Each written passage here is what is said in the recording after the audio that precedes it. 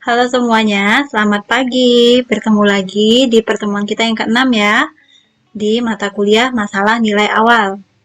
Nah, untuk hari ini topik yang kita bahas itu berkaitan dengan fisika, hukum pendingin Newton. Saya yakin teman-teman juga sudah pernah ya, sudah sering mendengar nama Newton, ada hukum-hukumnya banyak ya Newton itu.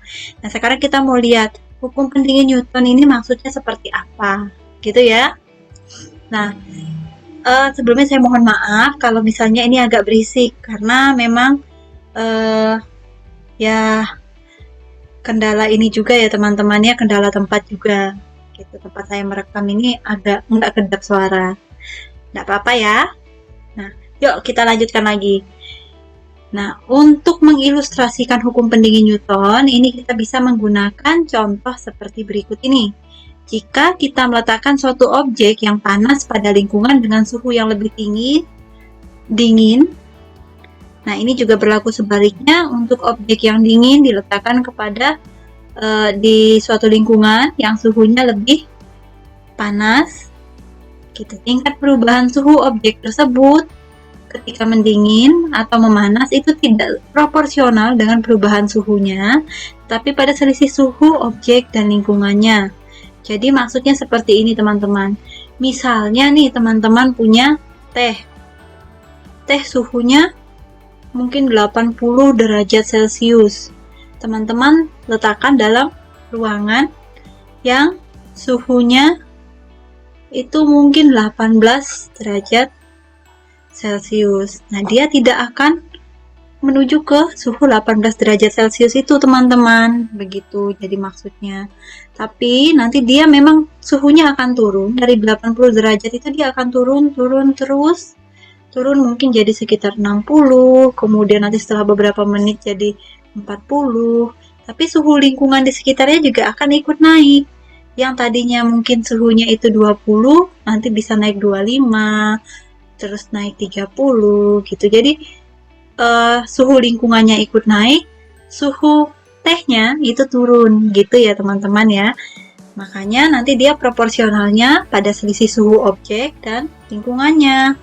Nah, atau secara simbolik misalnya ya, kita misalkan Y itu merupakan suhu objek pada waktu T. Kemudian TA itu adalah suhu lingkungan. Maka nanti kita dapat asumsikan persamaan diferensial yang merepresentasikan itu adalah Y aksen T, di mana Y aksen T itu adalah perubahan suhu dari objek, itu sama dengan K, di mana K-nya tadi itu adalah konstanta, proporsional artinya dia dikalikan ya teman-teman, dikalikan dengan selisih dari suhu awal dengan suhu lingkungan, suhu objek dengan suhu lingkungan, yaitu YT min TA. Begitu ya. Semoga bisa memahami ya maksudnya seperti apa. Karena tadi kita menyebutkan bahwa proporsional terhadap selisih antara suhu objek dan suhu lingkungan ini mesti ada tanda kurangnya. Ini menunjukkan selisih. Nah, nanti kalau misalnya suhu dari objek itu lebih tinggi daripada suhu lingkungan, selisihnya ini nilainya positif. Tapi kalau misalnya selisihnya lebih rendah, jadi misalnya es batu diletakkan di luar kulkas gitu, jadi kan dia lebih rendah ya suhu objeknya daripada suhu lingkungan, nanti dia negatif begitu. Nah, tinggal disesuaikan konteksnya. Sebenarnya ini nanti bisa digunakan untuk yang dari suhu tinggi ke rendah atau suhu rendah ke tinggi. Yang penting kalian konsisten gitu ya dengan tandanya. Nah, kalau dalam kasus pendinginan, ya tadi dari benda yang awalnya panas menjadi dingin, diasumsikan bahwa TA ini pasti kurang dari Y aksen T. Jadi suhu lingkungannya itu kurang daripada perubahan suhu. Gitu ya, perubahan suhu objeknya. Gitu. Bisa membayangkan ya nanti gimana, kenapa kok bisa kurang dari perubahan suhunya? Karena tadi objeknya saja sudah lebih tinggi. Gitu ya. objeknya saja suhunya sudah lebih tinggi. Kalau misalnya ada perubahan, dia tidak mungkin berubah malah di bawah suhu lingkungannya gitu ya. Tehnya tadi kalau misalnya ilustrasi teh dari yang 80 derajat Celcius tidak mungkin berubah jadi 18 derajat Celcius di bawah suhu ruangan yang 20 derajat Celcius. Gitu ya. Nah, jika kita membagi kedua ruas persamaan yang sudah kita peroleh dengan YT min TA, kemudian kedua ruasnya itu kita integralkan, maka akan kita peroleh hasil seperti di bawah ini. Nah, ini maksudnya, ini ya teman-teman ya. Tadi kan kita punya persamaan Y aksen T sama dengan K kurung siku aja ya. Y T min T A. Nah, ini kedua ruas ini kita bagi dengan YT min TA sehingga kita peroleh Y aksen T per YT min TA. Ini sama dengan K gini. Nah, kemudian kita integralkan keduanya. Karena kita kan mau mencari solusi ya teman-teman ya. Solusi untuk persamaan diferensialnya. Nah, kalau kita integralkan ini terhadap dt, ini ya terhadap dt juga. Kok terhadap dt, Bu?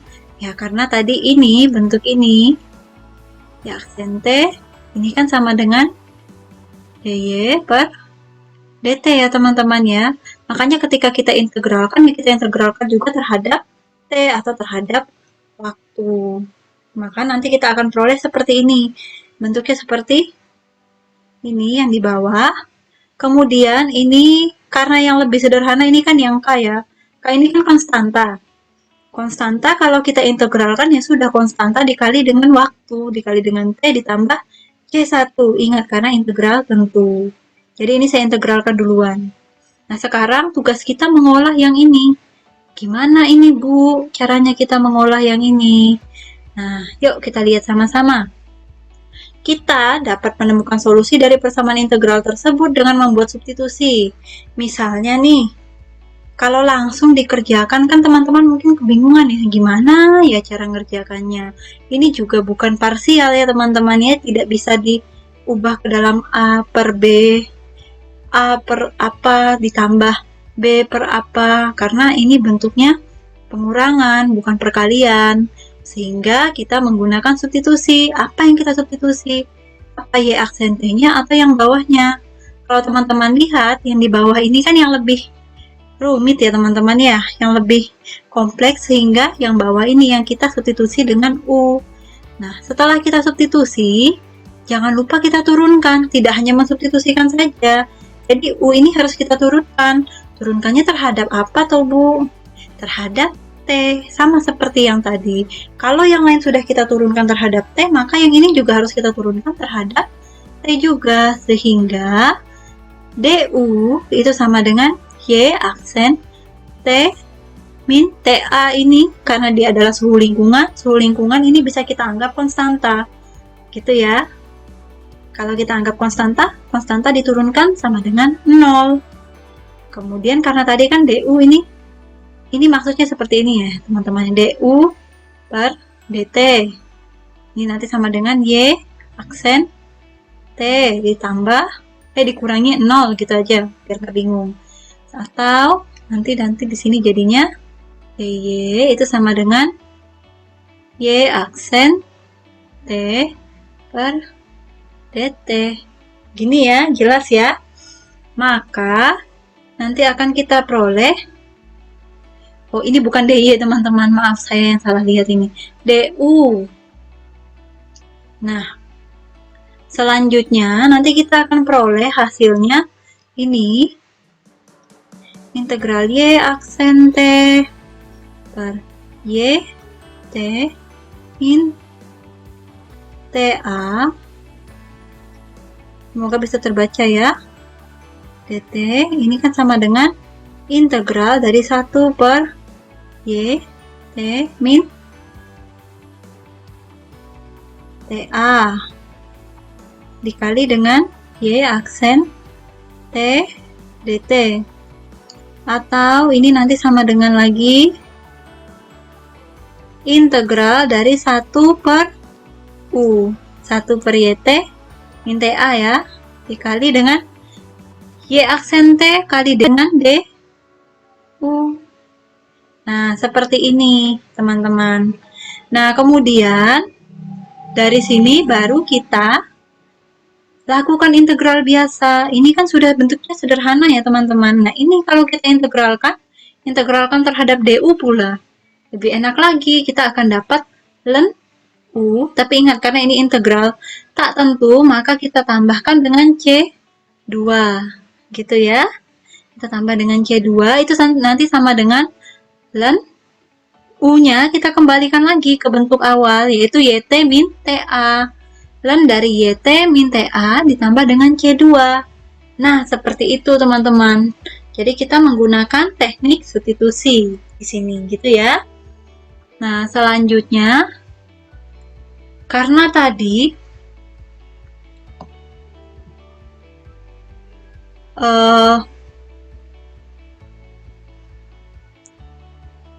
YT di atas sudah kita ketahui sebelumnya ya, slide sebelumnya itu lebih besar daripada TA gitu. Karena ini dalam kasus pemanasan ya ini ya, jadi suhu objek lebih besar daripada suhu lingkungan, maka YT min TA ini kan pasti lebih besar daripada 0 gitu ya. Nah, selanjutnya ini saya beri keterangan saja, ini karena kasus pemanasan. Nah, ini nanti berhubungan dengan ln-nya. Maka kita peroleh ln-nya ini ya tetap ln begini saja teman-teman. Kalau misalnya ini lebih kecil daripada 0, ln-nya harus kita berikan tanda mutlak karena ln tidak ada nilai ln yang negatif. Gitu ya. Maka nanti kita peroleh ln YT min TA itu sama dengan KT tambah C, di mana C2 dan C1 ini saya gabungkan. C ini nanti adalah C1 min C2 ya, gitu. Nah, dengan melakukan operasi eksponensial pada kedua sisi, maka kita akan peroleh ln-nya ini hilang, jadi YT min TA, tapi sebagai akibat, nanti KT ditambah C ini menjadi pangkat dari eksponensial, gitu ya.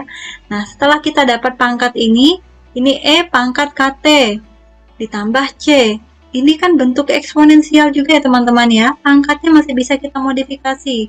Kalau ditambah berarti kita bisa uraikan lagi. Jadi E pangkat KT kali E pangkat C. Gitu. Nah, E pangkat C sendiri ini adalah konstanta teman-teman. Tapi kok yang E pangkat KT enggak Bu? Karena ada T-nya. T itu kan menyatakan waktu ya teman-teman. Sehingga nanti ini E pangkat C ini bisa kita ganti sebagai suatu konstanta baru yaitu A. Begitu. Nah, selanjutnya kita akan peroleh untuk YT ini sama dengan AE pangkat KT ditambah TA. Gitu ya. Nah, kedua ruas yang ini ditambah dengan TA. Begitu ya teman-teman ya. Nah, nilai yang harus kita tentukan adalah, berarti kalau ini nanti nilai yang harus kita tentukan adalah konstanta A dan K itu adalah apa? Nanti ketika kita mengerjakan latihan soal seperti itu. Gitu ya teman-teman ya.